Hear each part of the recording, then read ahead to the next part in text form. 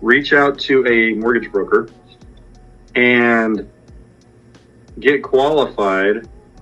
You can buy a 1 to 4 unit property with an FHA loan with 3.5% down payment. Wow. You live in one unit, and the other 3 units will cover most of your mortgage. It might not cover all of it, but it'll cover most of it. Right? Okay. So you've got, and then if you wanted to, if you have a 2-bedroom unit, rent a room out to somebody else. And that'll get you even closer to paying the mortgage and covering everything. It might put some money in your pocket, but I mean, I wouldn't necessarily count on putting money in your pocket on the first one. But you start managing those units, it's covering your expenses, you're building equity.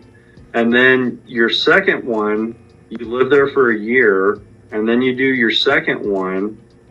And if you do another 4-plex and move into that, or you buy a house or something like whatever.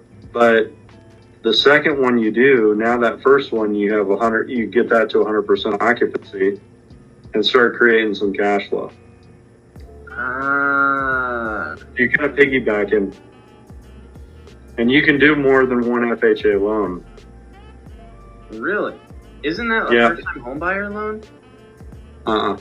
Most first-time homebuyer programs utilize an FHA loan, but FHA loan is Federal Housing Authority.